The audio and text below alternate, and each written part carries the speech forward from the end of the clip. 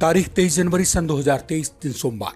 नमस्कार दोस्तों, मैं हूं आपके साथ आपका हमजुबान संजीव चौहान और आप सुन रहे हैं टीवी 9 डिजिटल चैनल पर अपनी पसंद का प्रोग्राम पॉडकास्ट। आज विभाग दो टूक खरी खरी बात करते हैं यूपी के कानपुर में हुए बिकरू कांड की।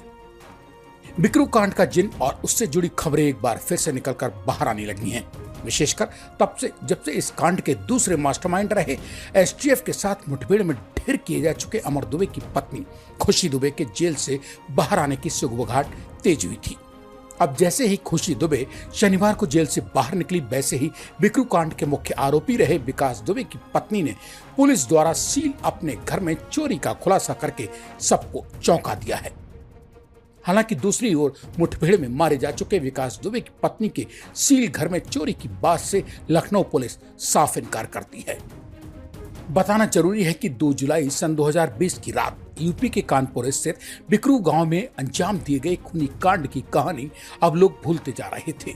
कुछ दिन पहले अचानक इस कहानी से जुड़ी खबरों का जिन्न तब दोबारा से बाहर आना शुरू हो गया जब बदनाम बिकरू कांड के दूसरे नंबर के सबसे खतरनाक बदमाश और 8 जुलाई सन 2020 को हमीरपुर में यूपी पुलिस एसटीएफ द्वारा ढेर कर डाले गए अमर दुबे की पत्नी खुशी दुबे के जेल से बाहर आने की खबरें आनी शुरू हुई।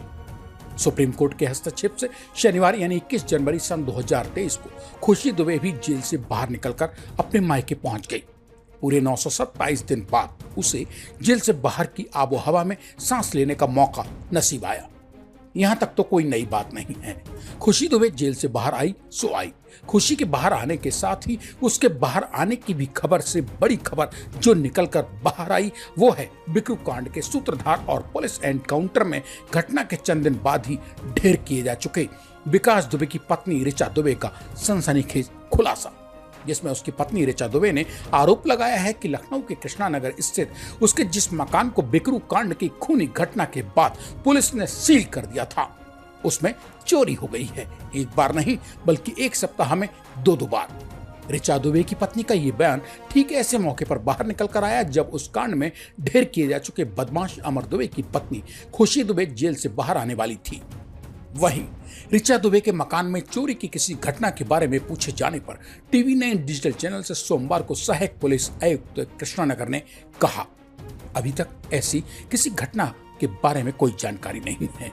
माफिया विकास दुबे की पत्नी ने आरोप लगाया है कि उसका सील मकान में चंद दिन के भीतर 2 बार चोरी होना गंभीर बात है, वो भी तब जब मकान के आसपास पुलिस की गश्त भी रहती है। हालांकि ये खुलासा करने वाली ऋचा दुबे ने इसका उल्लेख नहीं किया है कि उसके सील मकान में हुई चोरी की घटना में क्या क्या सामान चोरी गया है। 15 जनवरी सन 2023 को चोरी होने की पुष्टि में जहां ऋचा दुबे घर की दीवारों पर इंसानी हाथ पांवों के निशानों की मौजूदगी बतौर सबूत पुलिस को दिखा रही थी, मेन गेट का कुंडा टूटा और घर के दरवाजों का कुंडा खुला मिला है।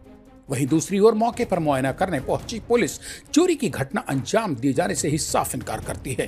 थाना कृष्णानगर लखनऊ के प्रभारी इंस्पेक्टर विक्रम सिंह ने मीडिया से लखनऊ में कहा, मकान में चोरी होने की खबर मिली थी, मौके पर जाकर देखा गया तो चोरी जैसी कोई घटना अंजाम दिए जाने का कोई सबूत या चिन्ह मिला ही नहीं है।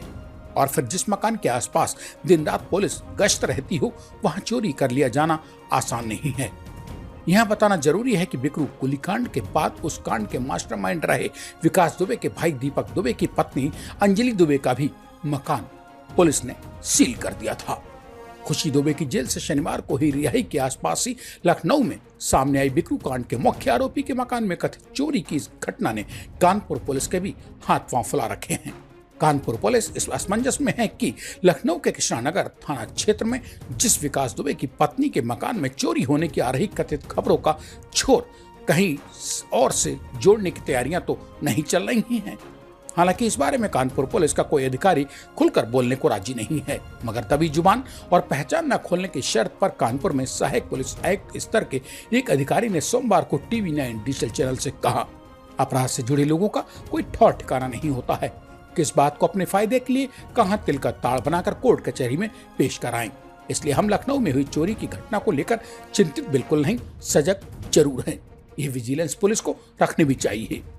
इस बारे में टीवी 9 डिजिटल चैनल से बात करते हुए सोमवार को 1974 बैच यूपी कैडर के पूर्व आईपीएस और उत्तर प्रदेश पुलिस के रिटायर्ड पुलिस महानिदेशक विक्रम सिंह ने कहा, मेरी समझ से अब जो क्रिमिनल तबाह ही किए जा चुके हैं, जिनका नामो निशान पुलिस और एसटीएफ ने बाकी न छोड़कर उन्हें उनके किए की सजा तक दे डाली हो, उनके पीछे छूटे लोग क्या करेंगे सिवाय पुलिस को इधर उधर की कहानियां सुनाने के।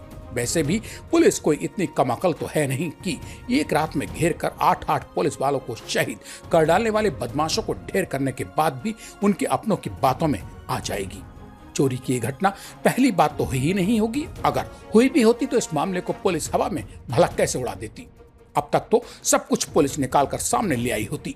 जिस सीलबंद मकान में चोरी की घटना का रोना रोया जा रहा है, दरअसल उस मकान की रखवाली की जिम्मेदारी मकान स्वामी से कहीं ज्यादा तो पुलिस की बनती है, क्योंकि उस मकान को कानूनन पुलिस द्वारा ही सील किया गया है।